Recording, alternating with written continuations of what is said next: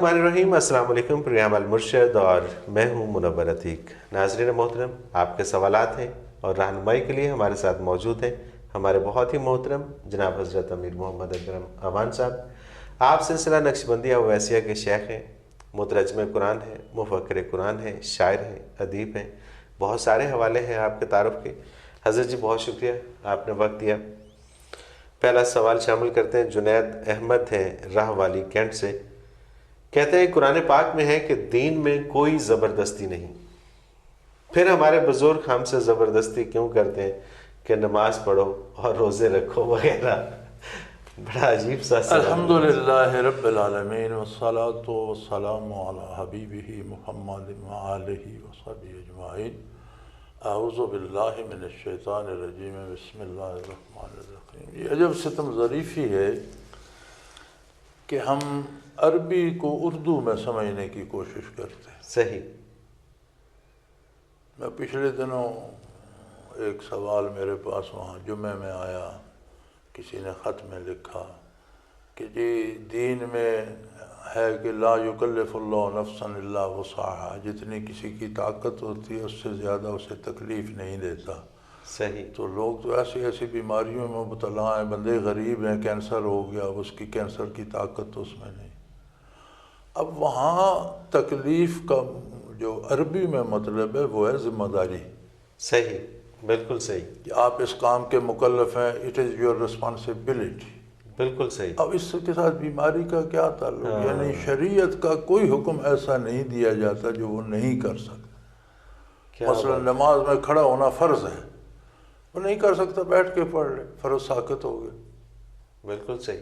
اب اس کو اس پہ لے آنا کہ جی بیماری ایسی آ گئی، وہ تکلیف لفظ عربی کا ہے، جو آپ تکلیف سمجھ رہے ہیں یہ اردو کا ہے۔ یہ اردو کا ہے، بالکل ٹھیک۔ اسی طرح لا اکراہ فی الدین پہ بھی لوگوں کو بڑی غلطی لگتی ہے۔ دین منوانے میں زبردستی نہیں ہے۔ اچھا، دین منوانے میں زبردستی؟ کوئی زبردستی نہیں۔ کوئی کافر رہنا چاہتا ہے رہے، کوئی عیسائی رہنا چاہتا ہے رہے، کوئی ہندو سکھ رہنا چاہتا ہے رہے، کوئی یہودی رہنا چاہتا ہے رہے۔ منوانے میں زبردستی نہیں، ہر بندے کو اختیار ہے، دین اختیار کرے یا نہ مانے۔ بالکل صحیح۔ جب مان لے گا، کلمہ پڑھ لے گا تو کلمے پر عمل کروانا تو پھر حکومت کی ذمہ داری ہے، والدین کی، بچپن میں والدین کی ذمہ داری ہے، معاشرے میں حکومت کی ذمہ داری ہے۔ حکمرانوں سے یہ بھی پوچھا جائے گا کہ کتنے لوگ تمہارے عہد میں اللہ کی نماز ادا کرتے، جو نہیں کرتے تھے ان سے تم نے کیا پوچھا؟ اچھا، کتنے لوگوں تک تم نے اللہ کے احکام پہنچانے کا اہتمام کیا، اور جو لوگ دین سے بے بہرا رہے تو تمہاری حکومت کس کام کی تھی، کیا کیا تم نے؟ اچھا، یہ سوال حکومت سے ہوگا؟ بالکل ہوگا۔ جو بھی حکمران ہوں گے ان کی ذمہ داری میں شامل ہے۔ 21 کروڑ بندوں کی جواب طلبی دینی ہوگی انہیں، لوگوں کے رزق کے بارے دینی ہوگی۔ تم نے ان کے رزق کے وسائل کا کیا کیا، عام آدمی کو کیا فائدہ پہنچا، تم نے ان کی تعلیم کے، ان کے جتنے حقوق بنتے ہیں حکومت پر، سب جواب طلبی، اس میں دین بھی ہوگا۔ اللہ اکبر۔ والدین سے بھی پوچھا جائے گا کہ تم بچوں کے سامنے کیا حرکتیں کرتے تھے، تم خود برائیاں کرتے تھے اور بچوں کو سمجھتے تھے نیک ہو جائیں گے۔ بچوں کی تربیت کا تم، اگر کسی نے تربیت کا حق ادا کیا تو وہ بری، آگے بچہ نہیں سنورا تو وہ خود جواب دے۔ صحیح، بالکل صحیح۔ تو دین میں، دین منوانے میں زبردستی نہیں ہے۔ صحیح۔ لیکن جب آپ مان لیتے ہیں، آپ فوج میں نہیں جاتے تو کوئی زبردستی ہے کہ آپ کو لے جائے؟ کوئی زبردست نہیں۔ جب آپ بھرتی ہو جاتے ہیں تو پھر آپ کو ایک ایک حکم پر عمل کرنا پڑے گا، وردی بھی پہننا پڑے گی، پریڈ بھی کرنا پڑے گی، اسلحہ بھی چلانا، جو وہ کہیں گے وہ کرنا پڑے گا۔ بالکل صحیح، بالکل صحیح۔ تو دین میں داخلے میں زبردستی نہیں ہے، لیکن آپ جب خود کو مسلمان کہتے ہیں تو پھر آپ سے اسلام منوایا جائے گا۔ منوایا جائے گا، بالکل صحیح ہے۔ اور اس کو بالکل لوگ جو ہیں وہ دوسرے معنوں میں لیتے ہیں۔ وہ بس وہ اس میں لے لے۔ صحیح۔ رحمت بی بی فیصل آباد سے، کیا درود شریف بھی پڑھ کر کسی کو بخشا جا سکتا ہے؟ درود شریف افضل ترین عبادت ہے، اور عبادت کا ثواب بخشنا ہوتا ہے۔ صحیح۔ کوئی بھی نیکی بخشنے کے لیے یہ ہے جی کہ آپ اب فرض نماز پڑھ کر یا فرض روزہ رکھ کر بخشنا شروع کر دیں تو یہ تو درست نہیں، وہ تو آپ کی ذمہ داری۔ صحیح ہے، صحیح ہے۔ کوئی بھی عبادت جو نفلی کی جائے اس کا جو ثواب حاصل ہوتا ہے وہ آپ کی اپنا بیلنس ہے، آپ خود رکھنا چاہتے ہیں، کسی دوست کو دینا چاہتے ہیں، ماں باپ کو دینا چاہتے ہیں، کسی کو دیں، اسے دے دیں۔ نفلی عبادت جو بھی نفلی عبادت جو ہے. صحیح. اور اس میں بھی ایک بڑی عجیب بات ہے کہ لوگ یہ کلمے پڑھ کے اور درود پڑھ کے بخشتے رہتے ہیں، انہیں کہو نا 10 روپے دے تو نہیں دیتے.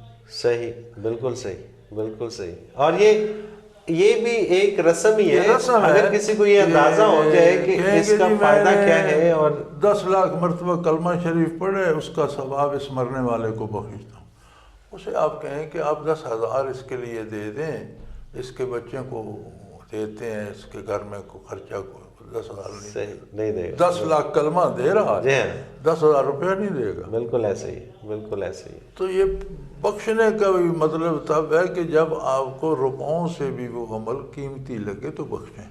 صحیح، بالکل صحیح. پہلے کوئی عمل تو ہو پھر بخشیں. پھر بخشیں، بالکل ٹھیک بات، بالکل صحیح بات. حضرت جی ایک اور سوال شامل کرتے ہیں کوٹ لکھپت لاہور سے. یہ ہے مولوی فضل الدین. یہ کہتے ہیں حضرت جی ایک الجھن دور فرما دیجئے. اگر نبوت کے مقاصد میں اعلیٰ ترین مقصد تزکیہ نفس ہے تو پھر سورہ بقرہ میں یتلو علیہم آیاتہ ویزکیہم ویعلمہم الکتاب والحکمہ میں تزکیہ کو تلاوت آیات کے بعد کیوں رکھا گیا؟ گزارش یہ ہے مولانا کہ 2 طرح کی چیزیں ہیں، فرائض نبوت اور مقاصد نبوت. یہ 2 چیزیں ہیں. صحیح. فریضہ نبوت ہے کہ اللہ کا پیغام پہنچایا جائے. یتلو علیہم آیاتہ ہی، یہ فرائض نبوت میں، فرائض نبوت میں. ٹھیک ہے. کوئی مانے یا نہ مانے، ٹھیک ہے، قبول کرے یا نہ کرے، یہ فرائض نبوت میں سے ہے کہ اللہ کا رسول اللہ کا پیغام سنائے، سب کو پڑھ کر سنائے، پہنچائے. بالکل یہ ہے فرائض نبوت. اور تزکیہ مقاصد نبوت میں سے ہے، اور تب اس کا عمل شروع ہوتا ہے جب کوئی اس آیت کو قبول آیات الہی کو قبول کرتا ہے، ایمان لاتا ہے. سبحان اللہ، سبحان اللہ. بالکل صحیح. ایک ایمان ہی بندہ نہیں لاتا تو اس کا تزکیہ تو نہیں ہوگا. بالکل آیات تو اس پر بھی پیش کی جائیں گی. تو سبحان تلاوت آیات فرائض نبوت میں سے، اور یہ فرض نبی اللہ کا ادا کرے گا، کوئی مانے یا نہ مانے. بالکل صحیح، بالکل صحیح. لیکن جو مانے گا اس کا پھر تزکیہ فرمائے گا. یہ مقاصد نبوت میں سے ہے کہ جو تسلیم کرتا ہے پھر اس کو کیا ملا. ٹھیک ٹھیک. جس نے آیات نہیں مانی وہ تو کفر میں چلا گیا. تو جس نے مانی اس کو کیا ملا. تو پھر اس کا تزکیہ ہوگا، پھر اس کا دل صاف ہوگا، پاک ہوگا، اس میں اللہ کا یاد آئے گی، کیفیات آئیں گی، اللہ کے ساتھ اس کا تعلق بن جائے گا. تو یہ 2 الگ الگ چیزیں ہیں. فرائض نبوت الگ ہے، مقاصد نبوت الگ. فرائض مقدم ہے اور اس کے بعد مقاصد کی باری آتی. بالکل صحیح. اچھا، یہ جو مجھے ایک چیز کی سمجھ نہیں آتی، یہ جو لوگ اس طرح کے سوالات کرتے ہیں اور پھر وہ بالکل جس کو وہ بال کی کھال اتارنے والی بات، کیا چاہتے ہیں؟ یہ چاہتے ہیں کہ جی اس سے چھٹکارا مل جائے، کسی طریقے سے آسانی مل جائے، اس سے نجات مل جائے، شارٹ کٹ چاہتے ہیں.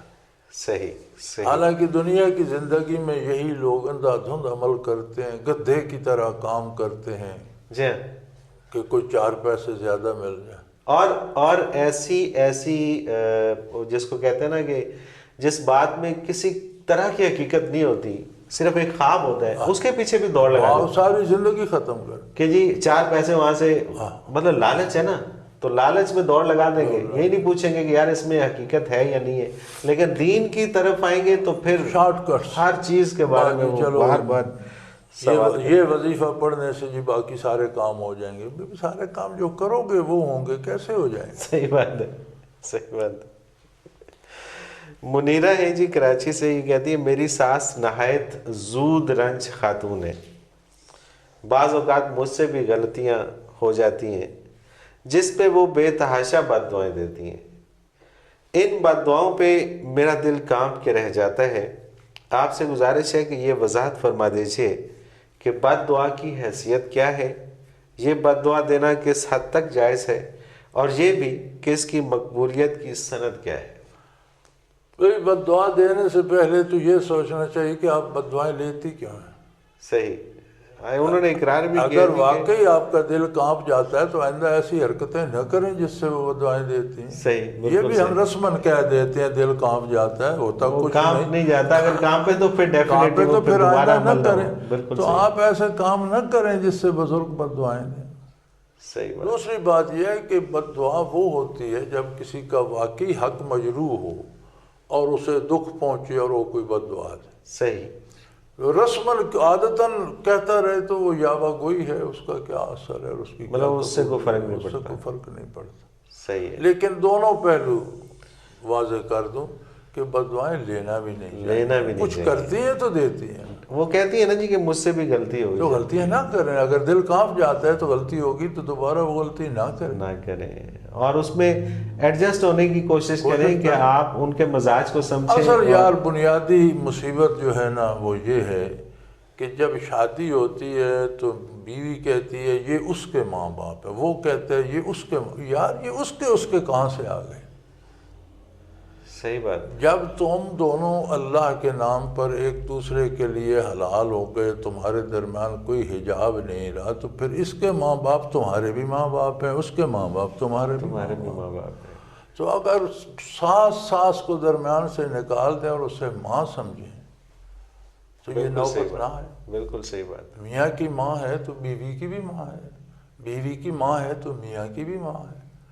تو اگر اپنی ماں سمجھ لو تو پھر یہ نوبت ہی نہ ہے.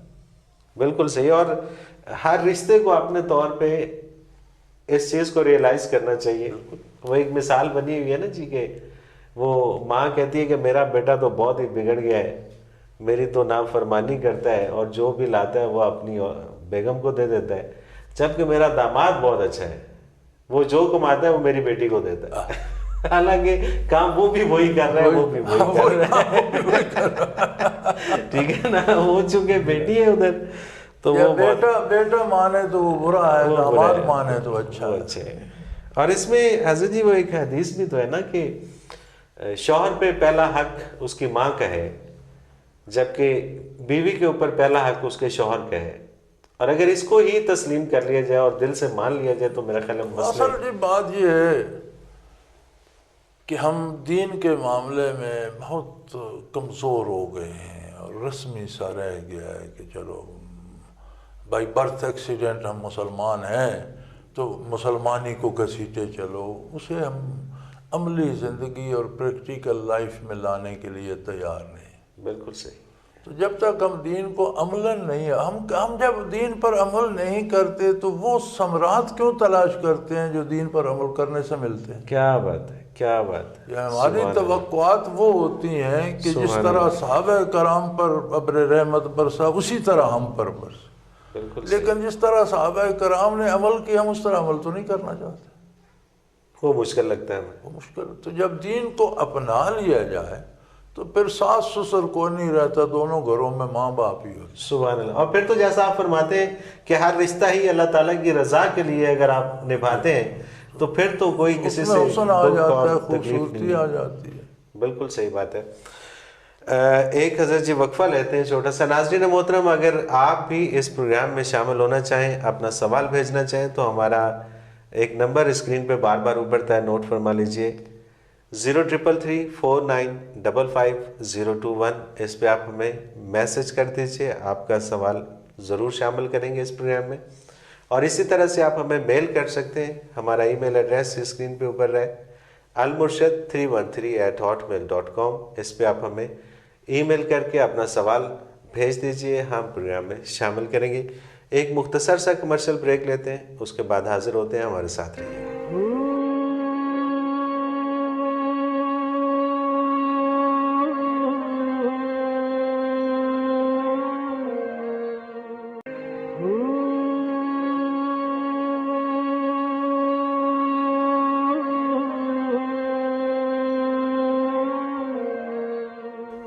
پروگرام میں ایک بار پھر خوش آمدید ناظرین. آپ کے سوالات ہیں اور رہنمائی کے لیے ہمارے ساتھ موجود ہیں ہمارے بہت ہی محترم جناب حضرت امیر محمد اکرم اوان صاحب. حضرت جی سوالات کا سلسلہ دوبارہ شروع کرتے ہیں. احسن اقبال ہیں حیدرآباد سے. یہ کہتے ہیں کہ آج کل تو علماء دین بھی ایک دوسرے کو لتاڑتے نظر آتے ہیں، حتیٰ کہ ایک کی نظر میں دوسرا کافر تک قرار پاتا ہے، ایسے میں ایک عام آدمی کس کے پاس جائے اور کہاں سے اسلام سیکھے؟ اصل بات یہ ہے جی کہ ہم دوسروں پہ اعتراض کرنا آسان سمجھتے ہیں، اپنی ذمہ داری نبھانا آسان نہیں سمجھتے۔ صحیح۔ آپ مارکیٹ میں جاتے ہیں، کتنی دکانیں ہیں، جہاں سبزی ہے وہاں سبزیوں کی اور پھلوں کی دکانیں ہیں، جہاں کپڑا ہے کپڑا ہی کپڑا۔ ہر دکاندار کہتا ہے کہ دوسرے کے پاس جو ہے وہ مال ناقص ہے، میرا بہت اعلیٰ ہے۔ آپ دکانداروں کی مانتے ہیں یا اپنی؟ بالکل اپنی مانیں گے دکانداروں کی۔ بلکہ جتنی زیادہ دکانیں آپ خوش ہوتے ہیں کہ ورائٹی زیادہ ہے، میں اپنی چوائس لے لوں۔ بالکل صحیح بات ہے۔ آپ اگر حق کے طالب ہیں تو جہاں آپ کو حق ملے آپ جام جائیں۔ سبحان اللہ۔ کوئی کسی کو کافر کہے، مسلمان کہے، آپ کو کیا، آپ کا کام ہو گیا۔ بالکل صحیح، کہ نہیں؟ بالکل صحیح، تو بالکل ہم یہ اس طرح کے اعتراض خود کچھ نہ کرنے کے لیے کرتے ہیں۔ لوگوں میں ہے جو لوگ دیندار ہیں اور آخرت کے طالب ہیں، وہ اس طرح نہیں کرتے، صحیح۔ ایک دوسرے کا احترام کرتے ہیں۔ اب جن کی طلب ہی دنیا ہے اور انہوں نے لبادہ علماء کا اوڑھ لیا ہے، تو وہ دنیا میں تو پھر رشک بھی ہوگا، حسد بھی ہوگا، مقابلہ بھی ہوگا، ایک دوسرے کو بھلا برا بھی کہیں گے، وہ تو ہے دنیا حاصل کرنے کے لیے کریں گے۔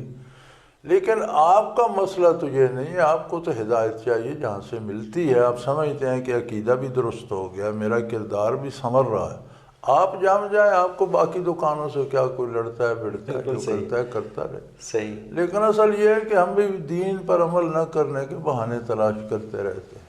بالکل صحیح ہے، ایسا ہی ہے۔ اچھا یہ بھی تو حضرت جی ہوتا ہے نا کہ جو علماء اکرام ہیں ان کے درمیان جو اختلافات ہیں وہ بہت اور چیزیں ہیں، مطلب جو بنیادی چیزیں ہیں، اگر اس کے اوپر آپ عمل کر لیں، اصول پہ اختلاف آپ اصول پہ ہی عمل کر لیں، آپ نماز پڑھیں، کسی کا حق نہ مانیں، تشریعات پہ اختلاف ہوتا ہے تو کوئی بڑی بات، تو اس میں پیچیدگی میں جانے کی ضرورت نہیں ہے۔ میرا خیال ہے کہ اگر آپ عبادت کر رہے ہیں، بنیادی بات ہے آپ توحید پہ ایمان رکھیں، رسالت پہ، آخرت پہ، کتاب اللہ پہ، فرشتوں پہ، حساب کتاب پہ، اور جو احکام شرعی واضح ہیں آپ ان پہ عمل کریں۔ اور جہاں سے آپ کو وہ احکام ملتے ہیں یا جس کے پاس بیٹھ کر عمل نصیب ہوتا ہے وہاں جم جائیں، وہاں جم جائیں۔ بالکل صحیح بات ہے۔ جو کرتے ہیں باقی جو پیچیدگی ہے وہ بات کا مسئلہ ہے، آپ کی بلا سے آپ کو۔ بالکل صحیح بات ہے، بالکل صحیح بات ہے۔ امبر امان ہے جی گجرانوالہ سے، یہ کہتی ہے کہ ہمارے گھر میں جب کوئی ختم کا کھانا بھیجتا ہے تو میرے والد صاحب اسے کھانے نہیں دیتے، کیا واقعی یہ جو ختم دلاتے ہیں یہ کھانا نہیں کھانا چاہیے؟ نہیں، ایسی تو خیر کوئی بات نہیں، ختم دلاتے ہیں تو کوئی چیز بھیجتے ہیں تو وہ حرام تو نہیں ہو جاتی، لیکن ختم دلانے والوں کے لیے یہ ایک عجیب بات ہے۔ صحیح۔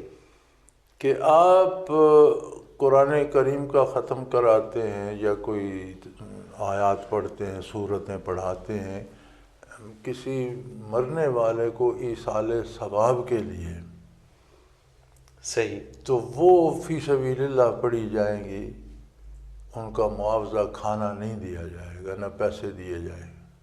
اچھا، ان کا حاصل ثواب ہوگا تو آپ بخشیں گے۔ بالکل صحیح ہے، بالکل صحیح۔ اگر آپ ختم کراتے ہیں جی، نیا گھر بنایا برکت کے لیے ختم کر دو، یہ بیمار ہے اسے پڑھ کر پھونک دو، تو اس پر آپ کھانا دیتے ہیں تو یہ حلال ہوگا، کیونکہ ثواب مقصد نہیں ہے، مقصد علاج ہے یا مقصد برکت ہے۔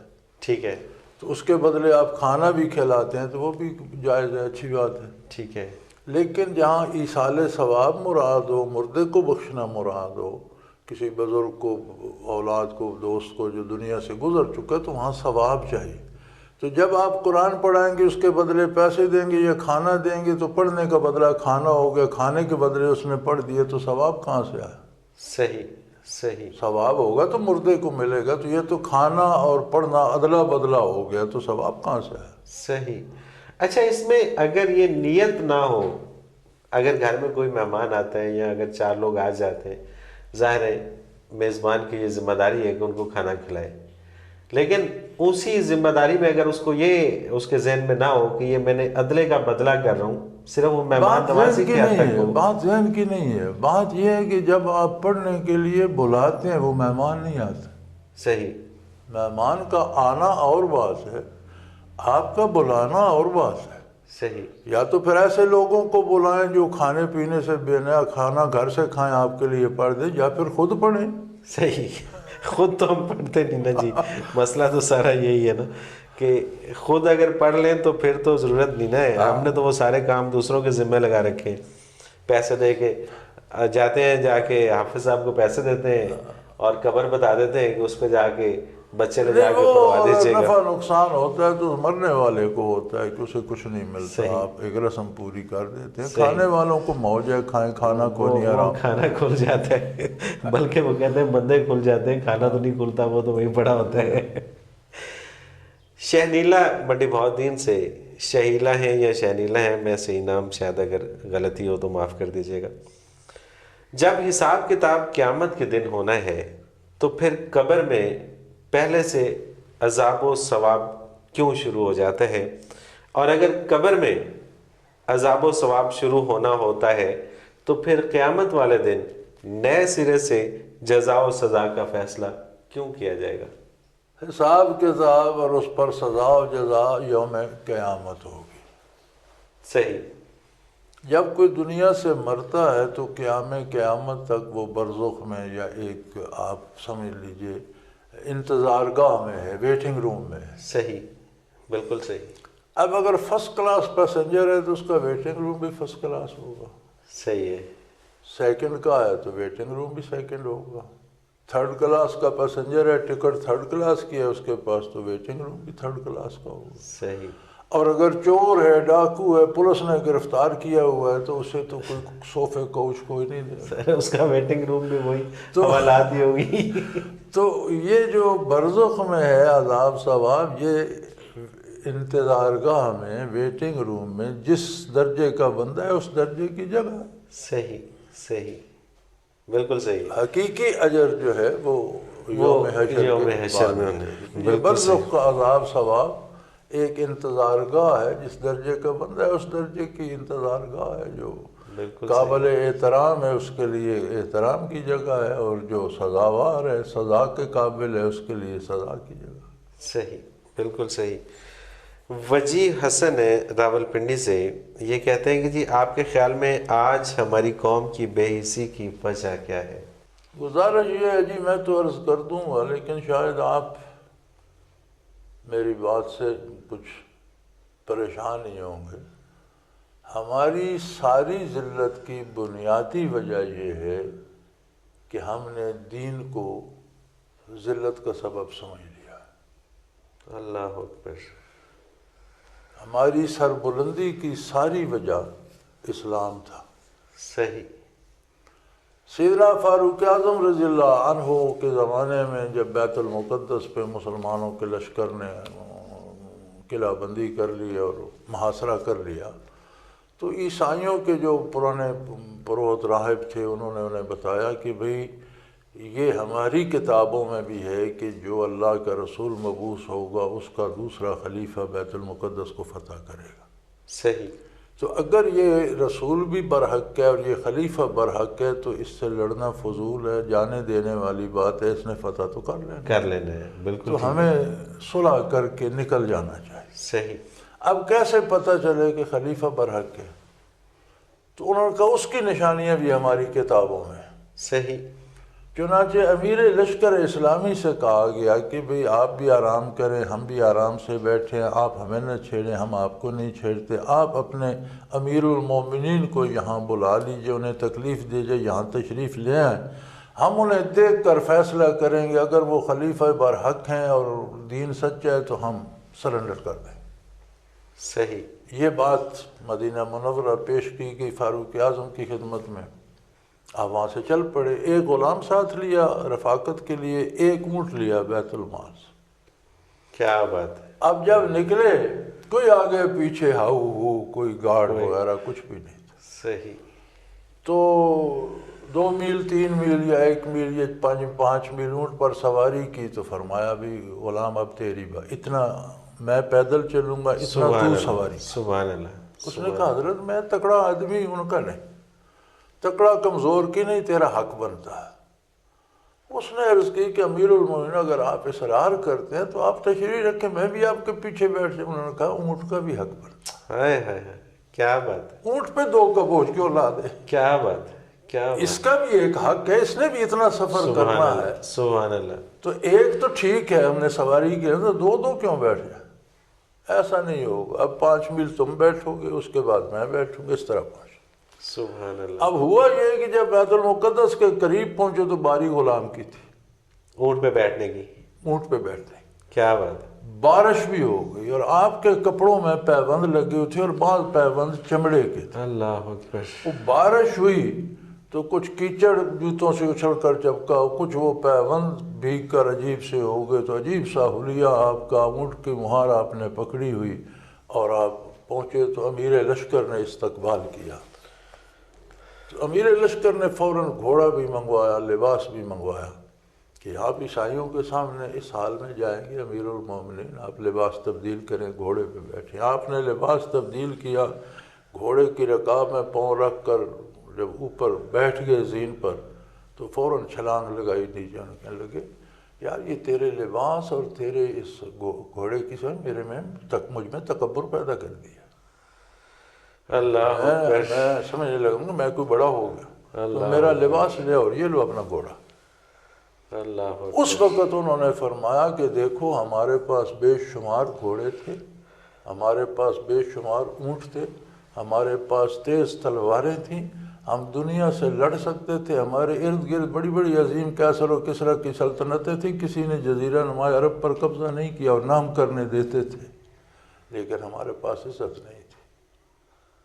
ہمیں عزت اسلام نے دی ہے، سبحان اللہ، سبحان اللہ، گھوڑوں، تلواروں اور خوبصورت لباسوں نے نہیں دی، ہمیں دنیا میں عزت دی ہے اسلام نے، لہذا ہم اسلام پر بہتر رہیں گے۔ تو چنانچہ جب آپ اونٹ کی مہر پکڑے ہوئے سامنے آئے، بھیگے ہوئے کپڑے، میلا لباس، کیچڑ تھپکا ہوا، تو انہوں نے کہا یہ بندہ خلیفہ دوم ہے اور یہ برحق ہے، انہوں نے سرنڈر کر دیا۔ سبحان اللہ، آپ اگر گھوڑے پہ اور اعلیٰ لباس میں آتے تو وہ وہاں نہیں تھا۔ اللہ اکبر، اللہ اکبر، تو آج ہماری ذلت کا سبب یہ ہے کہ ہم نے جو ہماری عزت کا سبب تھا اس سے ہم بیزار ہو گئے، چھوڑ دیا۔ اور اسے ہم نے سمجھ لیا کہ شاید یہ ہماری ذلت کا سبب ہے۔ ہم اتنے دور چلے گئے کہ ہم مسلمان ہونے کو ذلت کا سبب سمجھتے ہیں، اسلامی لباس کو ذلت کا سبب، داڑھی رکھنے کو توہین سمجھتے ہیں، عام آدمیوں میں بیٹھنا اپنی شان کے خلاف سمجھتے ہیں۔ بالکل صحیح بات، تو بالکل صحیح، مکمل مغرب کی پیروی کرنا چاہتے ہیں تو بھی اسلام کے باہر تو ذلت ہی ملے گی، عزت نہیں، عزت نہیں ملے گی، کیونکہ بالکل صحیح، ہمیں عزت اسلام نے دی تھی اقوام عالم۔ بالکل صحیح، بالکل صحیح۔ امتیاز احمد ہیں کاموں کی سے یہ کہتے ہیں کیا ایک شخص کی بیعت کر لینے کے بعد دوسرے شیخ کی بیعت کی جا سکتی ہے؟ کیا اس کے لیے پہلے شیخ سے اجازت لینا ضروری ہے؟ اور کیا ہم پہلے شیخ کی دل آزاری سے بچنے کے لیے ان سے اپنی دوسری بیعت چھپا سکتے ہیں؟ اگر شیخ ہوگا تو اس کی دل آزاری نہیں ہوگی، اسے نہیں ہوگی، خوشی ہوگی کہ میرا شاگرد پرائمری تو اس نے مجھ سے پڑھی، اب مڈل میں چلا گیا، کیا بات ہے، کیا بات ہے، اگر وہ شیخ یا ہوگا، میٹرک مجھ سے کیا الحمدللہ اب کالج میں چلا کیا گیا۔ بات، بیعت سے مراد اگر اخذ فیض و برکات ہے تو ایک شیخ جہاں تک تربیت کر سکتا ہے اس نے کی، اب یہ ضروری نہیں کہ آپ ساری عمر پرائمری میں ہی رہیں، سبحان اللہ، اس سے آگے کوئی بندہ اچھی ظاہر، تربیت کرنے والا ملتا ہے تو جائے، مقصد تو تربیت ہے۔ بالکل صحیح، اور اگر آپ کی بیعت اصلاح کی ہے تو پھر بدلنے کی ضرورت نہیں، اگر اس کے ساتھ اصلاح ہو رہی ہے تو وہیں رہیں، یا وہ فوت ہو جاتا ہے یا نہیں رہتا تو کسی اور کے ساتھ اصلاح کی بیعت کر لیں، اس میں اجازت کی اور دل آزاری کی تو بات ہی نہیں ہے، اور اگر اس کی دل آزاری ہوتی ہے تو پھر وہ شیخ نہیں، پھر وہ پھر اس کی ہونے دیں، اس کی دکانداری ہے، پھر اس کی دل آزاری ہونے دیں، صحیح بات ہے، پھر اچھی بات ہے کہ اس کی دل آزاری ہونی چاہیے، ایسے لوگوں کی دل آزاری اس کو ہونی تو ڈسکریج کرنا چاہیے۔ جی ہاں، ایک اور جلدی سے آخری سوال شامل کرتے ہیں جی پروگرام میں۔ احمد شیر ہیں سرگودا سے، یہ کہتے ہیں بعض اوقات کوئی بہت بڑا فاضل شخص ایک بات بڑے علمی و ادبی طریقے سے کرتا ہے، وہ بات کانوں کو تو بھلی لگتی ہے لیکن دل پہ اثر نہیں کرتی، جبکہ اس کے برعکس اس سے کم تر درجے کا فاضل شخص وہی بات سادہ الفاظ میں کہتا ہے لیکن وہ سیدھی دل میں گھر کر جاتی ہے، اس کی کیا وجہ ہے؟ قال اور حال کا فرق ہے۔ سبحان اللہ۔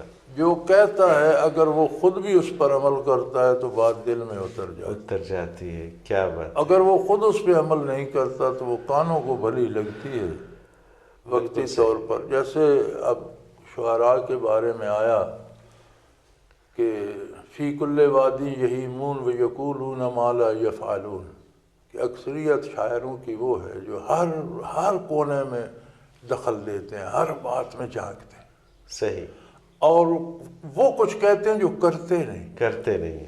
بالکل صحیح۔ تو آپ بڑے بڑے اچھے شعر سنتے ہیں اور سن کر واہ واہ کر کے بھول جاتے ہیں۔ ہاں، وہ اثر ظاہر دل میں آگے اللہ لگایا سوائے ان لوگوں کے، یعنی شاعروں میں وہ لوگ جو اللہ کا ذکر کرتے ہیں، عبادات کرتے ہیں، باکردار ہیں، ان کی بات میں اثر ہے۔ سبحان اللہ۔ تو اب کسی آپ ولی اللہ کی کافی سنتے ہیں، کسی بزرگ کا شعر سنتے ہیں تو آپ میں ایک کیفیت دل میں بھی آتی ہے۔ بالکل صحیح بات۔ جو بڑے سے بڑے شاعر کا شعر سنتے ہیں تو دماغ تک رہتا ہے، اس لیے کہ وہ اس پر خود عامل بھی تھے اور یہ اس پر عمل نہیں کرتے۔ یہی بات مقرر کی ہوتی ہے، جو ذہنی طور پر کہتے ہیں اس پر عمل نہیں، سننے والے بھی ذہنی طور پر واہ واہ کر کے تالیاں بجا کے چلے جاتے ہیں، ان کے عمل میں بھی کوئی فرق نہیں پڑتا۔ جو خود با عمل ہے اس کی بات ایک حد تک دل میں اثر کرتی ہے۔ بالکل صحیح۔ اور حضرت جی پھر وہی کہ پروگرام کا وقت اپنے اختتام کو پہنچا۔ ناظرین محترم، اگر آپ بھی اپنا کوئی سوال ہمیں بھیجنا چاہیں تو ہمارا ایک نمبر اسکرین پہ بار بار ابھرتا ہے، نوٹ فرما لیجئے، 0333455021، اس پہ آپ ہمیں میسج کر دیجئے۔ اگر آپ میل کرنا چاہیں تو ای میل ایڈریس نوٹ کر لیجئے، almurshid313@hotmail.com، اس پہ آپ ہمیں ای میل کے ذریعے اپنا سوال بھیج سکتے ہیں۔ آپ کا سوال ہم اس پروگرام میں ضرور شامل کریں گے۔ اس کے ساتھ ہی آپ سے اجازت چاہیں گے، منور عتیق کو اجازت دیجیے۔ اللہ حافظ۔